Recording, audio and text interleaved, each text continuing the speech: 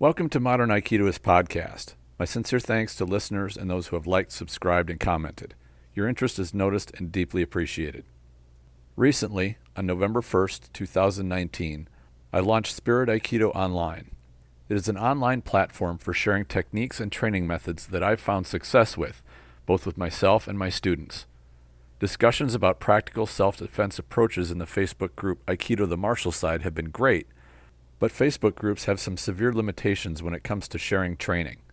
Discussions can open the mind to new possibilities and create curiosity to explore more, but that is as far as they can go. YouTube is also too limited with the kind of collaboration needed for effective growth. Aikido the Martial Side is great, and I've learned a wealth of information from many people and have built some wonderful friendships. If you want to challenge your beliefs and learn history, which is difficult to find, it's a fantastic forum. The members are very patient, and it's not stricken with the poor attitudes, petty bickering, and trolling that is common to internet forums and martial arts discussion groups online. When stuff like that comes up, which it does from time to time, it's moderated pretty quickly. Among the discussions there, many times they come down to questions on specifics.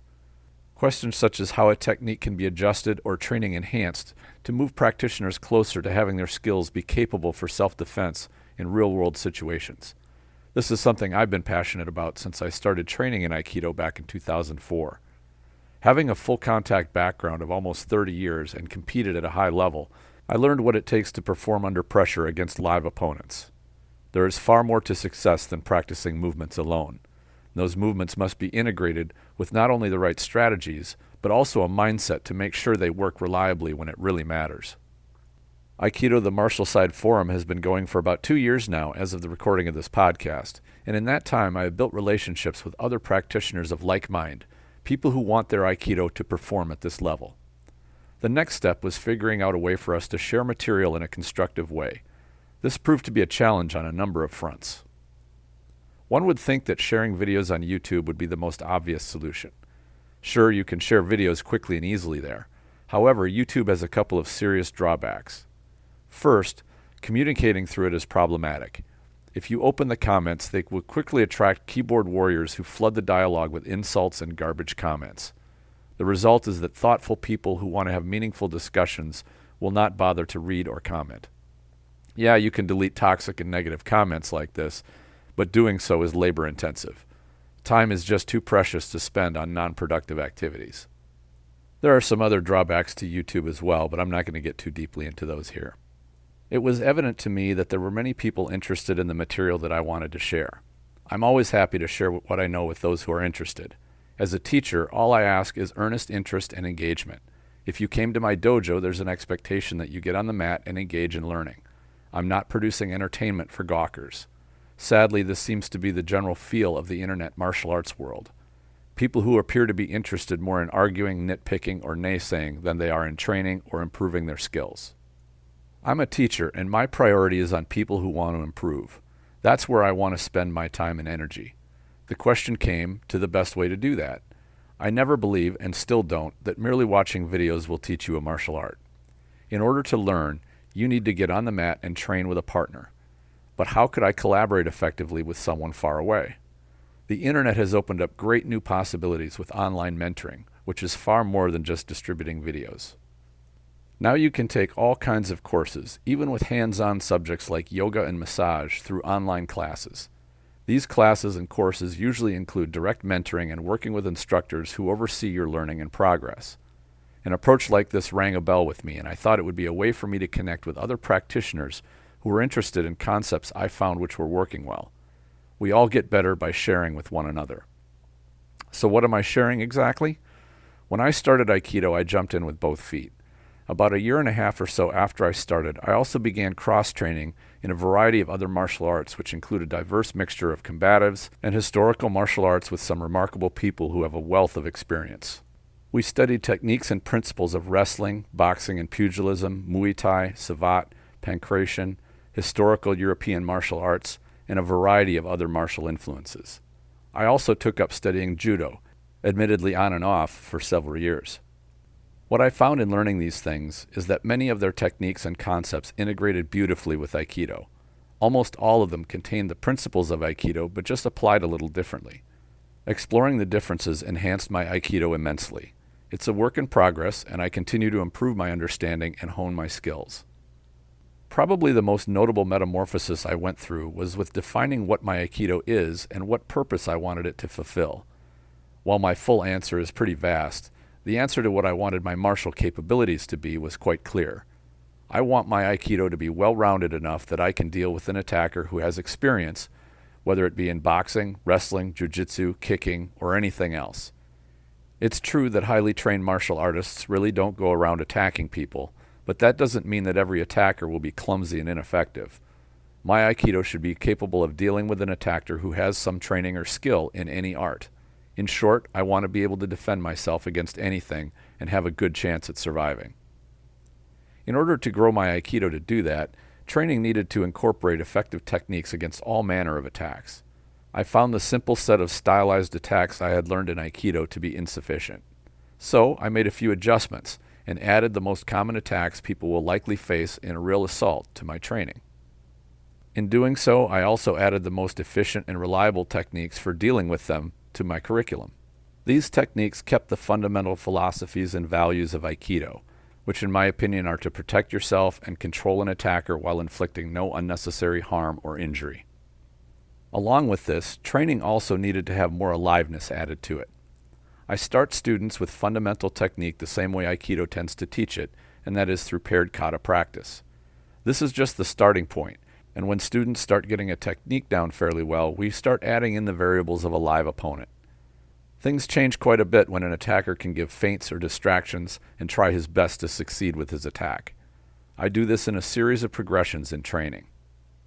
My teaching style is to give clear descriptions and examples of what students should be doing, and then have them do repetitions of it until they can internalize the technique. That's the important part. Students should have clear instruction to guide them, but their practice is where they really learn. This is what I want to try and recreate with the online program, but I realize it is a challenge. The best I can do is to focus on intermediate and advanced practitioners who have their own practice groups. I provide the clear instruction and example through videos, starting with the fundamentals of a technique and training the application. Then they can take those to their dojo and practice them. I also describe typical mistakes instructors should be watching for, so they can spot mistakes and correct them. If they run into a problem, I can help them with the solution. This is the mentoring aspect of the program, and I think it's vitally important. The cost to participate in this program is $20 per month for a gold subscription, which includes full access to all the videos I've produced so far, new videos every week, and the mentoring aspect. Some people are on a very tight budget, and I wanted to provide a more economical option, so there is a silver subscription available for $10 per month. Silver subscribers receive access to 8 to 10 videos each month. When a new month comes, those videos are replaced with a new set. It's kind of like borrowing a magazine from someone. You can read what it has in it, but you only have access for a period of time. There are two major reasons I felt this was the best way to set up the sharing program. First, it takes quite a bit of time to film, edit, and deliver these videos. It is equitable that if I'm delivering valuable content, that I receive something in return. I believe what I'm charging is extremely reasonable for what I am providing. Given the amount of content I'm delivering, which is 10 to 12 videos or more per month to gold subscribers, and 8 to 10 videos per month for silver subscribers, that comes out to a little over $1 per video. Gold subscribers also get mentoring time if they wish. Second, charging even a small amount ensures a quality experience directly with subscribers, and it keeps the trolls away.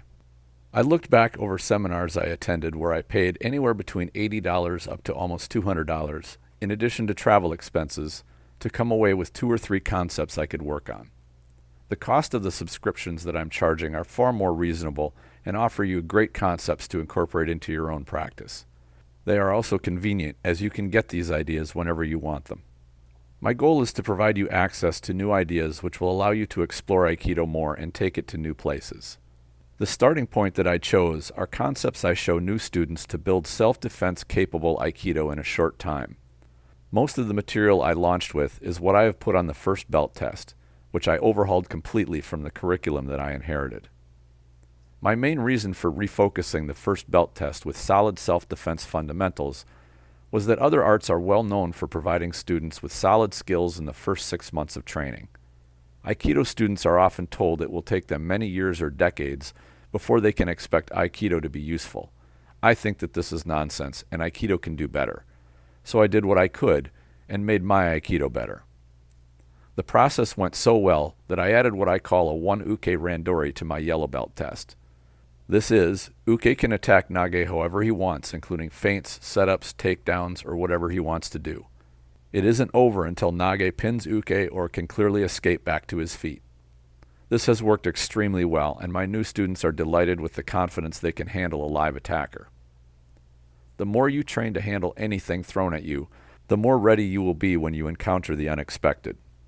What I'm sharing is not intended to be the be-all, end-all of martial arts or the wonder solution to self-defense. There are plenty of snake oil salesmen out there who are lined up to sell you magic beans. This program is giving you access to solid material that will integrate well with your Aikido if you wish to expand it. Aikido is a long-time passion of mine, and I'm thrilled to continue my exploration of everything it is capable of. This program allows you to share in some of what I teach my students, and for a very reasonable cost. If this is the type of training you're interested in, feel free to subscribe and join me in the journey of discovery. There are links to the trailer video and more information in the description. If you have any questions, please feel free to contact me or leave a question in the comments if you're watching this on YouTube. You can also go to the Facebook group Aikido the Martial Side and post a comment there. I always enjoy hearing from listeners of the show, whether through comments or questions. Thank you all for sharing your interest. Enjoy your training.